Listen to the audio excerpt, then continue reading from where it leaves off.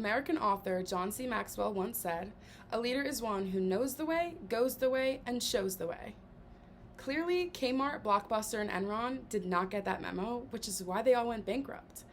I'm Tiffany Bates, a student at Rider University, and I'm going to explain why it is so important and what can happen when an effective and strong leader is missing from a company.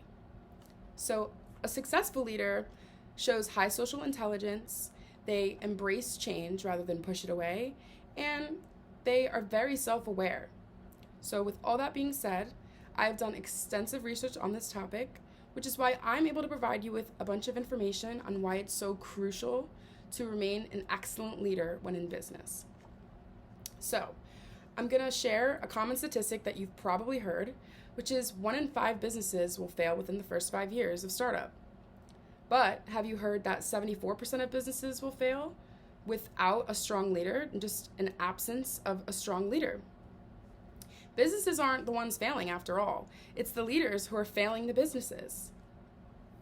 And one reason this can happen is actually from an article posted by Forbes, and it's a lack of character. So unethical decision making can just be something, or even just setting examples that aren't good for your employees to be following.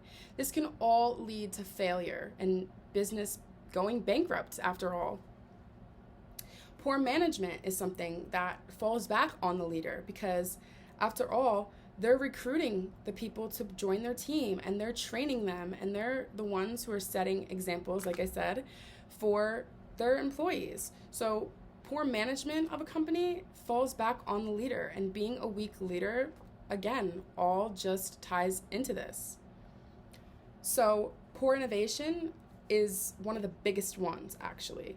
So it's been shown over time by many companies how they can just fail from not evolving with the time and keeping on with the times.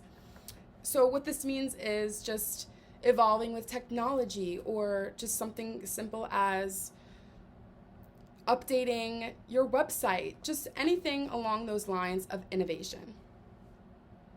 A poor leader, they don't have a vision.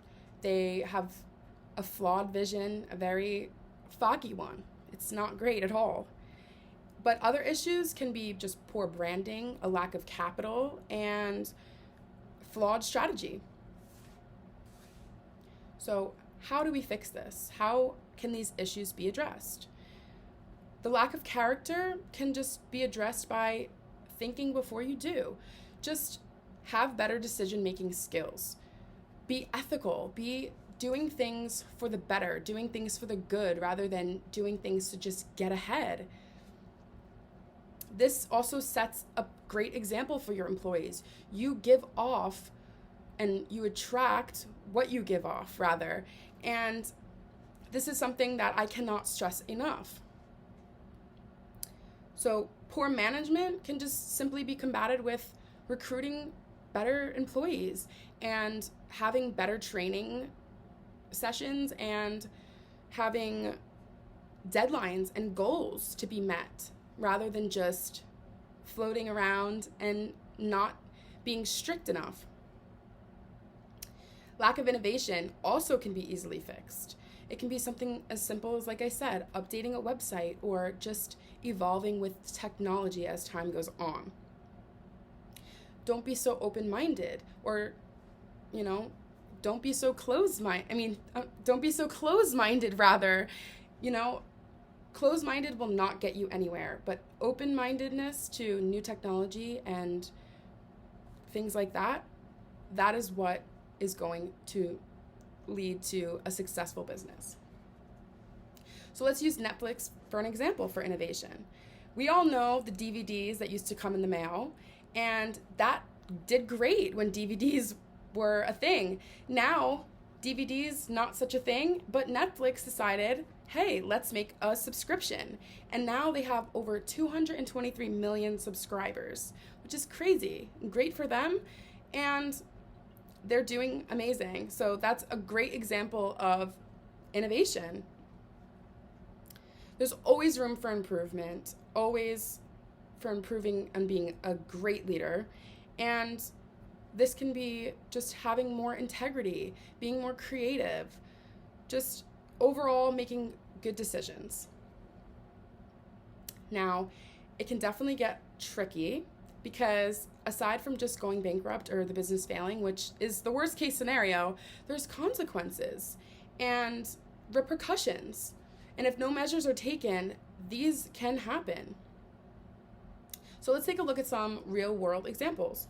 So Kmart, their chairman and their president actually made the decision of not letting their shareholders know they were financially doing very poor. And this was not a good decision on their behalf. It led to them going bankrupt, essentially, for the first time. Blockbuster is another example. So DVDs, they are known for selling DVDs. Well, were known for selling DVDs because they made the decision to not buy Netflix. They had the opportunity to buy it for $50 million, and they said, no, we're not buying it. And DVDs ended up dying, but so did they.